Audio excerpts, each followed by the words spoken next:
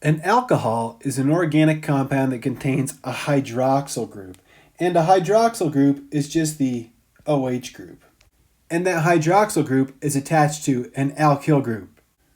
The ROH portion of an alcohol is similar to the structure of water.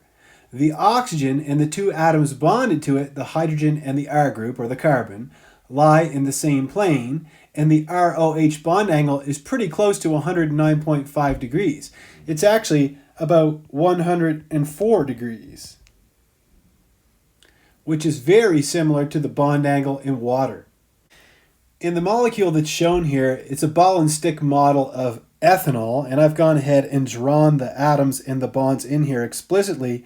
And it's important that you know that oxygen always has two bonds that are drawn here in black, and it also always has two lone pairs. Those aren't shown, but I'm going to draw them in here. And you remember that when you drew water back in introduction to chemistry, that in water the oxygen always had two bonds in two lone pairs. Another similarity that the ROH has in common with water is that the hydroxyl group is very polar. And of course, water is a polar molecule. And because there's a large difference in electronegativity between oxygen and hydrogen, what that means is that there's going to be a dipole going towards the oxygen. Oxygen is actually the second most electronegative element in the periodic table. And another way of representing that dipole is, as is shown here in both A and B, is using these delta minuses, like this one here, and these delta pluses. And what that means is, since oxygen is more electronegative than hydrogen, it's going to pull more of the electron density towards itself, so it's going to have a partial negative charge, and that's what the delta represents. It just means a partial negative charge or more negative character, and that's going to leave the hydrogen being electron deficient, and that's why we draw it with this delta plus sign. And the consequence of that large difference in electronegativity between the oxygen and hydrogen results in the ability of an alcohol to form hydrogen bonds. And that is why alcohols have such high boiling points relative to their molar masses. Now in A here, what it's showing is the hydrogen bond between the hydrogen of an alcohol here, and these little dots here represent the hydrogen bond like that. And of course, it should be shown to a lone pair, but they don't have the lone pair drawn in here explicitly. But anyway, and here's another hydrogen bond between the hydroxyl hydrogen and the oxygen on another oxygen of an alcohol. So what's being shown here in A, this is showing the hydrogen bonding just between alcohols. So let's say I have pure ethanol or pure methanol or pure rubbing alcohol. I'm going to have hydrogen bonding between those alcohol molecules. But what's being shown here in B is that it's showing alcohols in water. So you can see I have two water molecules here.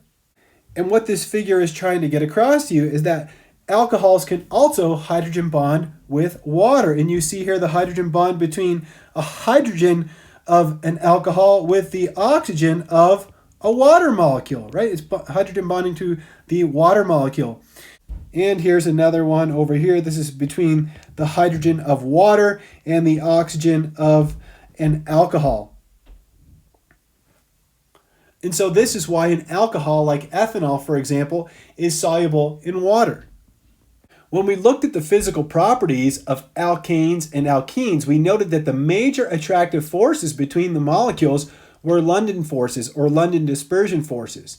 We noted that these attractive forces increased as the molar mass of the molecule and the number of electrons increased.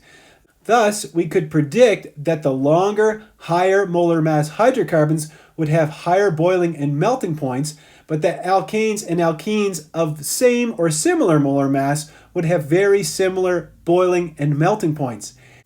However, these principles don't seem to hold true when we compare the boiling points of butane and 1-propanol. If you look at the two of them, they have very similar molar masses, right? They're both around 60 grams per mole, but you see there's a very large difference in their boiling points, okay? So if the boiling point of butane is minus 0.5 degrees, that means that at room temperature, butane is going to be a gas. whereas 1-propanol has a boiling point of almost 100 degrees. It's almost as high as the boiling point of water, which is 100 degrees Celsius. Now, why is this? If you look at the structures of these two molecules, you see that the major difference between butane and 1-propanol is the presence of what? The presence of the hydroxyl group. And by understanding the properties of the hydroxyl group, its ability to hydrogen bond, we can understand the large difference in the boiling point. Now, when it comes to intermolecular forces, hydrogen bonding is the strongest of all the intermolecular forces we look at in this class. And then we have dipole-dipole forces, which are significantly weaker, dipole-dipole. And then we have London forces, which are the weakest of all the intermolecular forces. And 1-propanol exhibits hydrogen bonding. Butane only exhibits London forces, and therefore we can rationalize that based off of hydrogen bonding, due to the hydroxyl group, the boiling point of propanol is going to be much higher than that of butane, even though they do have very similar molar masses. Alcohols are also more water-soluble than alkanes because of their polar hydroxyl group, which can hydrogen bond to water. Alcohols of 1 to 4 carbon atoms are very soluble in water, and those with 5 or 6 carbons are moderately soluble in water. This is due to the ability of the hydroxyl group of the alcohol to form an intermolecular hydrogen bond with water.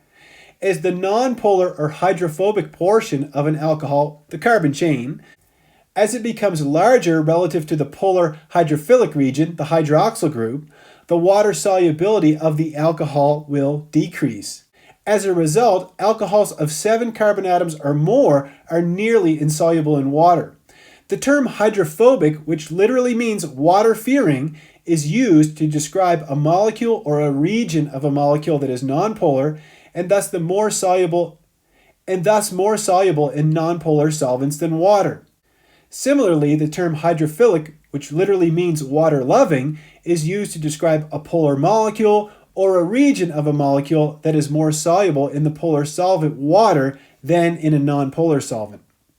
Something else that's interesting is that as the number of hydroxyl groups increases, the polarity and of course the water solubility of the molecule is going to increase. So if you look at this molecule down here, you see that it doesn't have just one hydroxyl group, it's got 2. Now let's see how many carbons it has. It has 1, 2, 3, 4. So if we compared that to an alcohol that has 4 carbons and only 1 hydroxyl group, you'd see that this compound, which we call a diol because it has 2 hydroxyl groups, is going to be more soluble.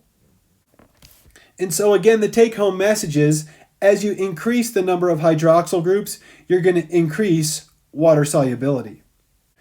Alcohols are classified as either primary, secondary, or tertiary, depending on the number of alkyl groups attached to the carbonyl carbon, or the carbon bearing the hydroxyl group.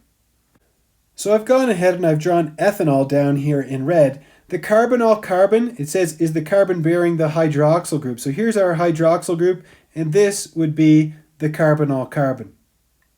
If no alkyl groups are attached, the alcohol is methyl alcohol or methanol. If there is a single alkyl group, the alcohol is a primary alcohol. If there are 2 alkyl groups, we have a secondary alcohol. And of course, if we have 3 alkyl groups, we have a tertiary alcohol. Let's give this example a try. It just says classify the alcohols. So what that means is classify them as being either primary, secondary, or tertiary. Well, you can see that in A, we have our carbonyl carbon here highlighted in red, and we have 2 carbon groups attached to it, or 2 alkyl groups attached to it. I've circled both of them. So this must be a secondary alcohol because we have the 2 alkyl groups attached to it. In B, here's our carbonyl carbon in blue. We have 3 alkyl groups attached to it. Therefore, this must be a tertiary alcohol. In C, again, here's our tertiary alcohol. We only have the 1 alkyl group attached to it. So ethanol is a primary alcohol. And finally, this is an interesting one because this is a cyclic alcohol. This is called cyclobutanol. And here's my carbonyl carbon, but you see it's attached to 2 alkyl groups total, and so this would also be a secondary alcohol.